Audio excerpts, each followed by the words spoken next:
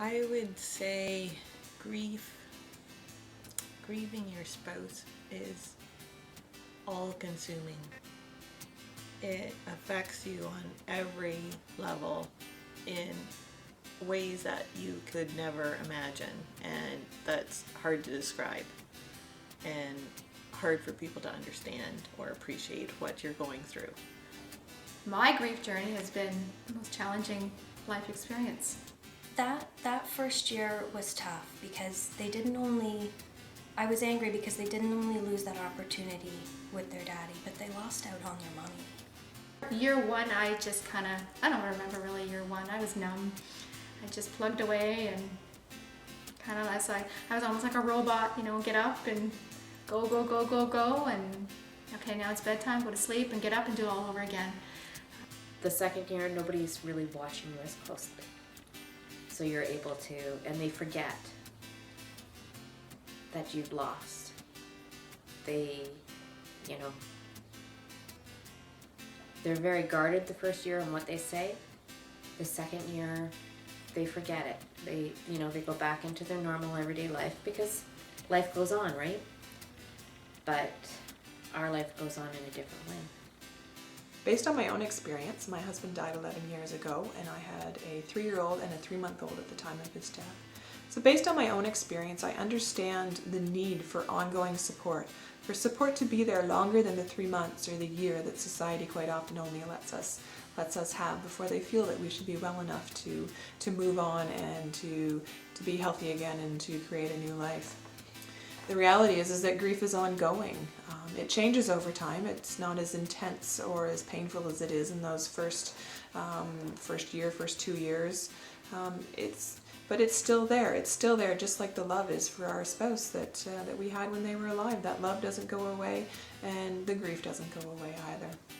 So that physical loss, people think once you get past that, you've accepted the death, but absolutely not. I mean, that you lose your identity, you lose your self-confidence, you feel like you're starting all over again, you lose your future, you lose, that person to make decisions with, and certainly that person to parent with.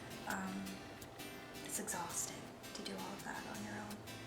And I think people don't understand the depth of loneliness, of need, of exhaustion that young widows face. I've lost a family, bonding. I've lost friendships. I've lost my home. You think of your home. Your home is meant to have a family and create memories, family memories. I've lost that. Where I think of my home now, a house. And it's not just the person, it's your whole life that you had just planned out.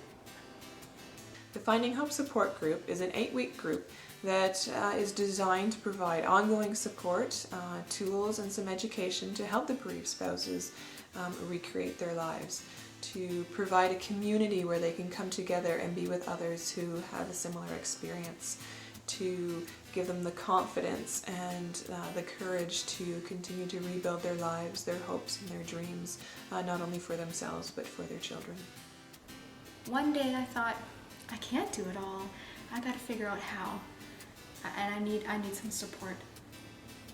I need some support to help me accept my loss, help me to redefine myself and move on and be able to move on and gain that happiness again.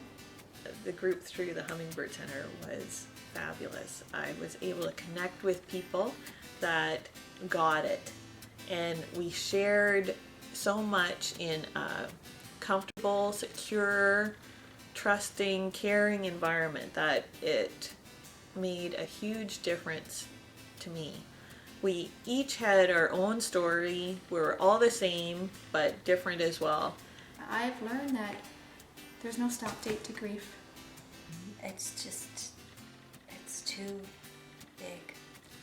But it's okay. I don't have to conquer it. I just want to be okay and content with how it is right now.